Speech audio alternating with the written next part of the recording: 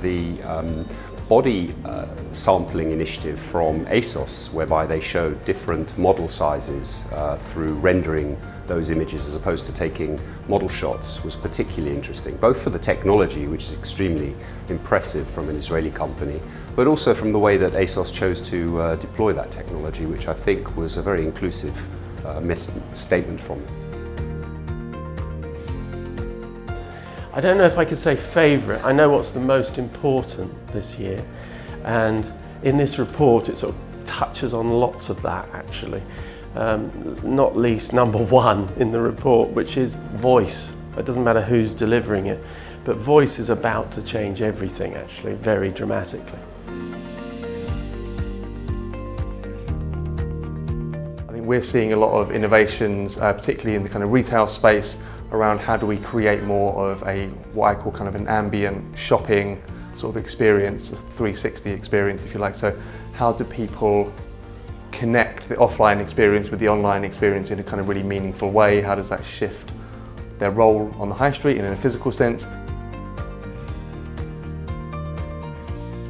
AI again, I think that's the one that everybody is looking at. I think delivery, there's no way you can get out of delivery, but maybe the one which you see most traction in terms of impact is payments.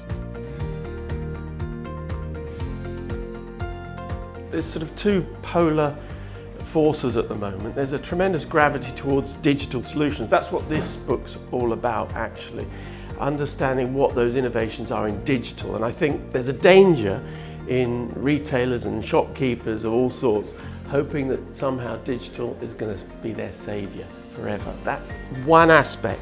The other aspect is much more humanity in stores actually, because ultimately we've got most of what we want and what we need. We don't need any more stuff, and as a result really what we're doing when we're shopping is looking for emotional connections, and that can only come from humanity. So you're going to see a rise in better hospitality, much greater emphasis on that, as well as digital solutions which deliver things in a more frictionless way. So it's an interesting sort of polarity, I'd say. What do I think is really interesting and probably the trends moving forward? If we look at what we've had previously, so robotics now this year is huge, but that was simmering under the surface for the last couple of years, again with the delivery options and Amazon, things that have been bubbling along or have been quite big anyway. I think when you look at the use of blockchain and cryptocurrency that have appeared this year, I think for the first time, that's just huge, and I think that, especially when you look at it from a sustainability point of view, what you can do with the supply chain and the blockchain solution, I think that would be really big moving forward.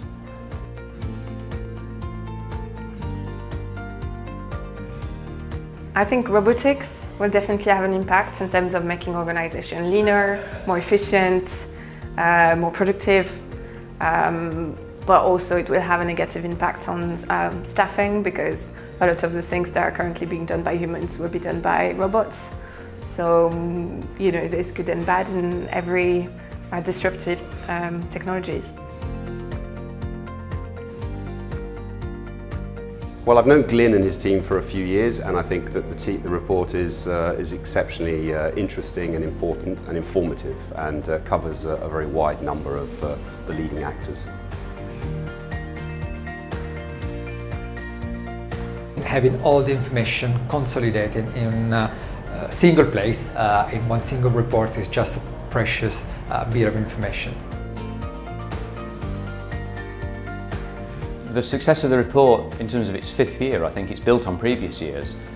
We've ended up with a very strong panel. The advisory panel, I think, have done some really tremendous work in terms of recognising those innovations which potentially will impact on the industry quite heavily in the future.